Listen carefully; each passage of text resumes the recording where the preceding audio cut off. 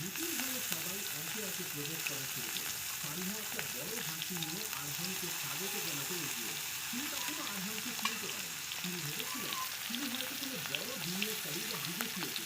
সারিহা বলেন, স্যার, আমার নাম সারিহা, আমি সহকারী ম্যানেজার, আপনাকে এই কোম্পানিতে স্বাগত জানাই। আরহাম তার দিকে তাকিয়ে মুচকি হাসল। সেই হাসি সারিহার কাছে অপরিচিত ছিল, কিন্তু তাতে ছিল একটা নীরব বিদ্রোহ। আরহাম শান্ত করে বললেন, ধন্যবাদ সারিহা, তবে আপনার পরিচয় দেওয়ার প্রয়োজন নেই, আমি সব জানি। সারিহা অবাক হয়ে তাকিয়ে রইল। সেই মুহূর্তে আরহাম তার ব্যক্তিগত সহকারীকে ইশারা করে বললেন, এবার মিটিং শুরু করা যাক।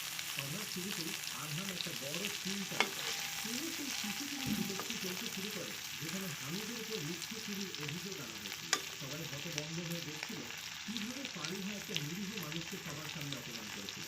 ফুটেজে স্পষ্ট দেখা যায় যে হামিদ শুধু পানির গ্যালন রেখে চলে গিয়েছিল এবং তিনি টাকার বাক্স স্পর্শও করেন। ভিডিওটি শেষ হতেই হলের মধ্যে 3 পতন নীরবতা নেমে আসে। আরহাম গম্ভীর স্বরে সবাইকে বলে, গত কয়েকদিন ধরে আমি এখানে ছিলাম, শুধুমাত্র একজন সাধারণ মানুষ হিসেবে নয়, বরং এই প্রতিষ্ঠানের ভবিষ্যৎ হিসাবে। আমি দেখতে চেয়েছিলাম আমার এই পরিবারের কে আসলে সব, আর কে শুধু ক্ষমতার পেছনে ছুটছে। আমি দেখেছি এখানে কিছু মানুষ তাদের অহংকার আর মিথ্যা অহংকারের জন্য অন্যকে কত নিচে নামাতে পারে। দেখেছি কিভাবে একজন সৎ আর পরিশ্রমী মানুষকে অপবাদ দেওয়া হয়েছে। সারিহার মুখ পুরোপুরি সাদা হয়ে গেছিল। সে ভয়ে কাঁপছিল। সে আরহামের দিকে তাকিয়ে কোনো কথা বলতে পারছিলেন না। আরহাম এরপর হামিদকে ডাকে। হামিদ তখনও ভয়ে ভয়ে সবার কাছে প্রবেশ করলেন। তার পুরোনো পোশাক আর চোখে মুখে সেই পুরোনো ভয়। আরহাম হাসি মুখে তার কাছে গিয়ে বলেন, হামিদ ভাই, আজ থেকে আপনি এই কোম্পানির লজিস্টিক